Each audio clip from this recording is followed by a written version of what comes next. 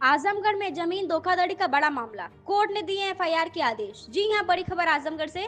आजमगढ़ में जमीन हड़पने का एक बड़ा मामला सामने आया है। यहां एक महिला शकुंतला देवी की जमीन को फर्जी कागजात बनाकर बेच दिया गया। अब आजमगढ़ की अदालत मुख्य न्यायिक मजिस्ट्रेट ने इस मामले में दखल दिया है। कोर्ट ने सिधारी थाने को आदेश दिया कि यह उस मामले में एफआईआर दर्ज कर और जांच करें। क्या है पूरा मामला, आइए जानते हैं। शकुंतला देवी ने कोर्ट में बताया कि मुंडा गांव में उनकी पुश्तैनी जमीन थी। उन्होंने यह जमीन 1993 में सुशीला देवी नाम की एक महिला से खरीदी थी और इसका रिकॉर्ड में नाम भी दर्ज हो गया था। इस खरीद फरोख्त पर बाद में कोई विवाद नहीं रहा और कागज में आज भी शकुंतला देवी का नाम दर्ज है।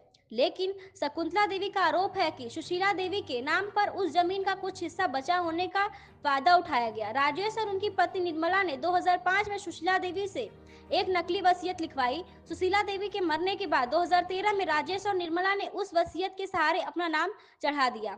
शकुंतला देवी का दावा है कि राजेश और निर्मला ने उनकी खुद की खरीदी हुई 135 कड़ी की जमीन को भी शामिल करते हुए 2014 में उषा यादव नाम की महिला को 136 कड़ी जमीन का एक फर्जी रजिस्टर कर दिया।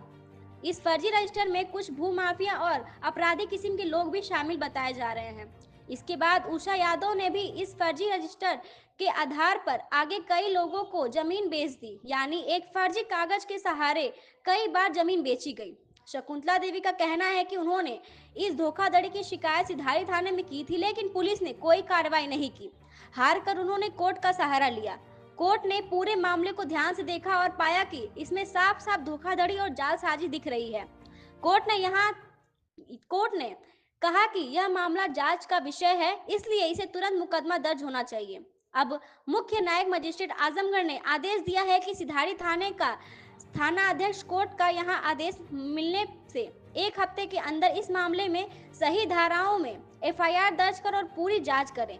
यह घटना आजमगढ़ में जमीन से जुड़े धोखाबाजों पर लगाम लगाने की दिशा में एक अहम कदम मानी जा रही है। इससे उम्मीद है कि पीड़ितों को न्याय मिलेगा। क्या नाम है आपका? जी, मेरा नाम अरिमर्दन सिंह है, पुत्र स्वर्गीय राम प्यारे सिंह एडवोकेट।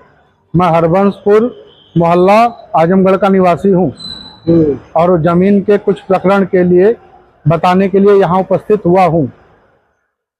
सर, मेरी जमीन थी 1993 में माताजी के नाम के बनामा सुशीला देवी से लिया गया था।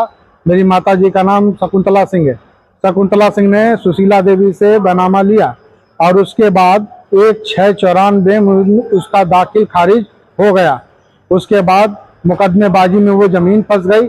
अनवरत दाखिल खारिज के लिए मुकदमा चलता रहा, लेकिन अंततोगत्वा 2024 में न्यायिक एसडीएम साहब के यहाँ से हमने वो केस जीत लिया। उन्होंने 1694 का आदेश बहाल कर दिया।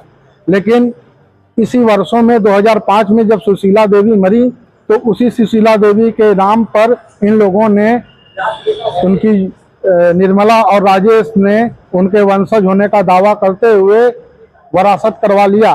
वरासत करवाने के बाद उसको कूट रचना करते हुए 2013 में उस जमीन को बेच दी गई उषा देवी पत्नी अवधू यादव के नाम पे। जो जमीन है कहाँ पे है? ये मुंडा, ग्राम मुंडा में है, हरबंसपुर, तप्पा हरबंसपुर और सदर तहसील के क्षेत्र में आती है। और उसी जमीन पे 135 कड़ी के मामले का विवाद चलता रहा था, जिसमें हम लोग दाखिल खारिज अपना करवा चुके हैं। और इसी मुकदमेबाजी के वर्षों के दौरान में कूट रचना करते हुए कई लोगों ने, 11 लोगों ने इस जमीन में इधर उधर दस्तावेजों को करते हुए इस जमीन को बेच दिया और खरीद लिया।